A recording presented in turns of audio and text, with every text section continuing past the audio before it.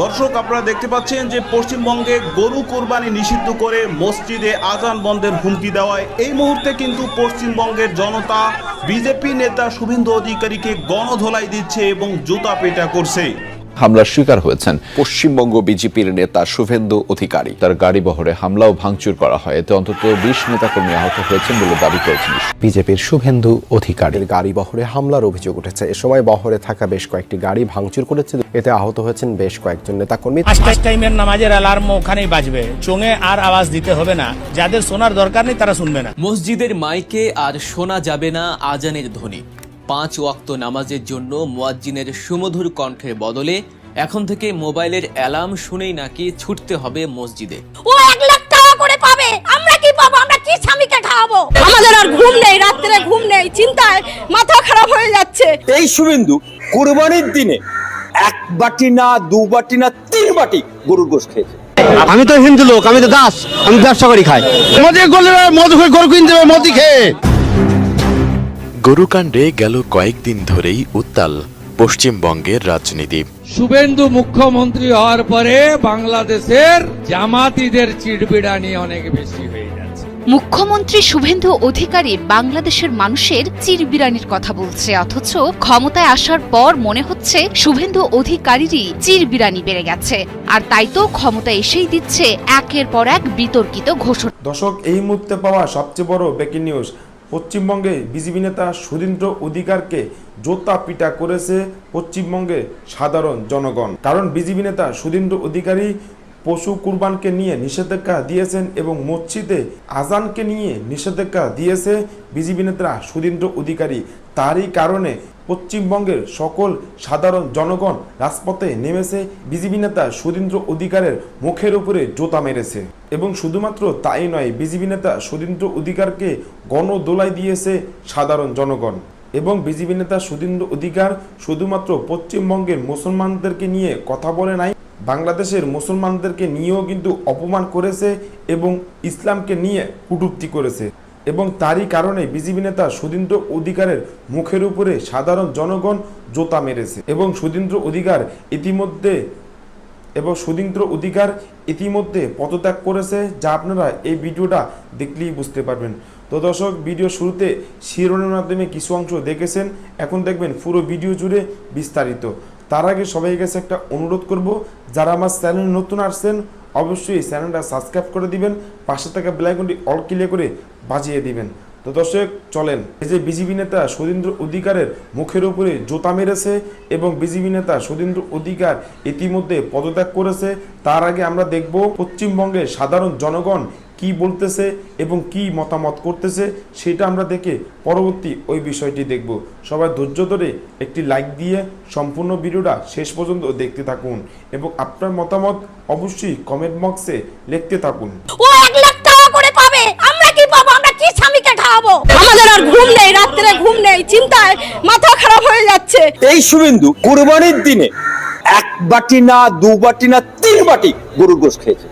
আমি তো হিন্দু লোক, আমি তো দাস, আমি ব্যবসা করি খাই। মদে গরু কিনতে হবে মদি খেয়ে। গরুকাণ্ডে গেল কয়েকদিন ধরেই উত্তাল পশ্চিমবঙ্গের রাজনীতি। এর মধ্যে রাজ্যটির মুখ্যমন্ত্রী শুভেন্দু অধিকারীর 3 বাটি গরুর মাংস খাওয়ার ভিডিও ভাইরাল হয়েছে। অথচ তার সরকার ক্ষমতায় এসেই গবাদি পশু জবাই ও মাংস বিক্রিতে কঠোর নিষেধাজ্ঞা দিয়েছে। ফলে ঈদুল আজহা ঘিরে পশুর হাট ও কোরবানি করা নিয়ে নতুন অনিশ্চয়তার সৃষ্টি হয়েছে। তবে এবার কোরবানিতে বাধা দেওয়া হলে লাখ লাখ মানুষ নিয়ে প্রতিরোধের ঘোষণা দিয়েছেন জনতা উন্নয়ন পার্টির চেয়ারম্যান ও বিধায়ক হুমায়ুন কবির। বিজেপি সরকার এসে আমরা মানলাম, ভালো হয়েছে, কিন্তু এ কি সর্বনাশ হচ্ছে। এক না তো গলায় দড়ি দিতে বলো, আর না হলে বিষ আনতে বলো। বিষ তো ফ্রি পয়সায় পাওয়া যাচ্ছে। ও গরু লাগাচ্ছে, কোন আক্কেলে ও খাওয়া দিতে পারবে? এককাল গোবর ফেলতে পারবে? গরু মাংস বাইরে দেশে এক্সপোর্ট হচ্ছে, আমাদের ইন্ডিয়া তো 2য় নম্বরে, আজকে আমরা অপরাধ করে ফেলেছি। ঈদের ঠিক আগ মুহূর্তে গবাদি পশুর কেনাবেচা ও জবাইয়ের ওপর শুভেন্দুর সরকারের দেওয়া নতুন এই নিষেধাজ্ঞায় বলা হয়েছে, পূর্ব অনুমতি ছাড়া রাজ্যের কোথাও প্রকাশ্যে গরু বা মহিষ জবাই করা যাবে না। আর বিক্রির ক্ষেত্রেও পশুর বয়স 14 বছর হতে হবে। এতে বিপাকে পড়েছেন হিন্দু খামারিরা। গরু বিক্রি করতে না পেরে তারা হাহাকার করছেন। আমরা গরু বেচি খাই, আজ যে মোদি যে এই ব্যাপারটা করছে, এই ব্যাপার তো ঠিক না। তাহলে আমাদের মোদি ঘরে ঘরে চাকরি দেখ, একটা দুটোকে চাকরি দেখ, তাহলে আমরা তাই করে খাবো। এদিকে পশু জবাইয়ের ওপর রাজ্য সরকারের নতুন এই বিধিনিষেধের তীব্র সমালোচনা করেছেন মুর্শিদাবাদের বাবরি মসজিদ নির্মাণের প্রধান উদ্যোক্তা হুমায়ুন কবির। সরকার যদি এই নির্দেশিকা জোর করে বাস্তবায়ন করতে চায়, তবে লাখো মানুষ নিয়ে রাস্তায় নেমে তা প্রতিরোধ করার হুঁশিয়ারি দিয়েছেন তিনি। যদি এটাকে কড়া পদক্ষেপ করে, প্রশাসনিক পদক্ষেপ করে ইমপ্লিমেন্ট করতে যায়, আমি হুমায়ুন কবির এই সরকারের এগেইনস্টে লাখো লাখো মানুষ নিয়ে রাস্তায় নেমে এটাকে প্রতিরোধ করব। সাংবাদিকদের প্রশ্নের জবাবে হুমায়ুন কবির বলেন, আমাদের কোরবানিকে কোনো বলি বলা হয় না, এটা ত্যাগ। রাজ্য সরকারের স্বরাষ্ট্র দপ্তর বা জনসাধারণকে নিয়ন্ত্রণ করতে যে নির্দেশিকায় বের করা হোক না কেন, বলির সঙ্গে কোরবানিকে যোগ করা অথবা তুলনা করা ঠিক হবে না। বলি, আমাদের কুরবানিটাকে কোনো বলি বলা হয় না, এটা ত্যাগ। যদি স্পেসিফিক রাজ্য সরকারের হোম ডিপার্টমেন্ট বা কোনো জনসাধারণদের কন্ট্রোল করার জন্য কোনো নির্দেশিকা বেরায়, তো আমার মনে হয় বলিটার সঙ্গে কুরবানিটাকে যোগ করা বা কম্পেয়ার করা মোটেই উচিত হবে না। প্রকাশ্যে কোরবানি করার কোনো প্রয়োজন নেই উল্লেখ করে হুমায়ুন কবির বলেন, প্রকাশ্যে যদি বলির কথা বলতেই হয়, তবে বর্ধমান জেলার জামালপুরে বাবার স্থানে ভেড়া, ছাগল সহ অনেক কিছুর প্রকাশ্যে বলি হয়।